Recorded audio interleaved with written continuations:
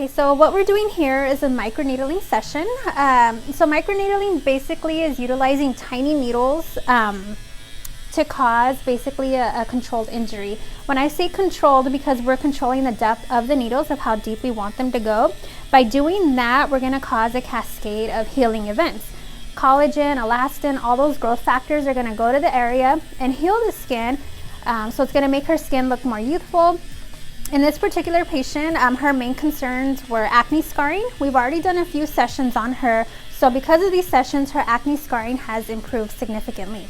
So when you get microneedling, you are going to be a little red to kind of like a pinkish color. You will see a little bit of pinpoint bleeding. Sometimes you may see some people full-on bloody faces. That's not necessarily what we want to see. We want to see the pinpoint bleeding. Some people are going to bleed a little bit more than others, but ideally you want to get at least a pink kind of reddish tone. And then that's how we know we've gone deep enough to elicit that healing, that cascade of healing events. So that substance is actually hyaluronic acid. We naturally have that in our skin. So by adding that, it's doing one of two things. First, it's acting as like a gliding mechanism for the needles. And two, it's also going to replenish the skin as we're doing the microneedling. It's going to cause like more hydration, and it's also going to aid in her healing response. Basically, everybody is a good candidate for microneedling for the simple fact that microneedling is going to increase collagen and elastin. So if you are struggling with acne scarring, if you notice your skin just doesn't look as plump as it normally does, you would be a good candidate. If you're starting to develop fine lines and wrinkles, you'd be a good candidate. Even if you have melasma or hyperpigmentation, you would also be a good candidate for microneedling. The procedure itself is virtually painless. We do numb you ahead of time. Our numbing cream is really great. Within like 10-15 minutes, you're already numb. You will have a little bit of downtime.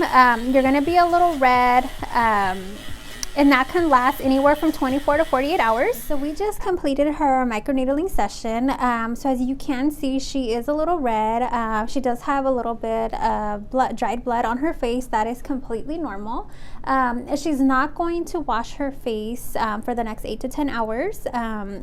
And when she does wash her face, she's going to use a gentle cleanser. She's going to make sure her fingertips are nice and clean. And she's just going to use like lukewarm water, nothing too hot. And then she's just going to use little circular motions to clean her face. Afterwards, she can add a hyaluronic acid, which is what we use during the microneedling.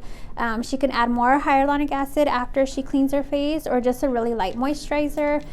She's not going to put anything harsh on her face, so no exfoliating. She's not going to scrub her face with any washcloths or anything like that. We just kind of want to let her face heal naturally. Don't want to do any kind of rubbing or anything like that.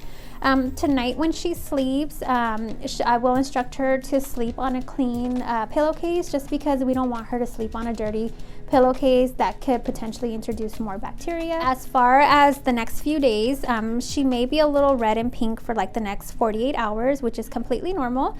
She's just going to continue washing her face twice a day, and then adding that moisturizer, making sure she's using sunblock. As far as makeup, she can add makeup after 48 hours, but I usually tell my clients if they're still pretty red and raw looking, I would wait like an additional day, just because you don't want to introduce any kind of bacteria while you're healing.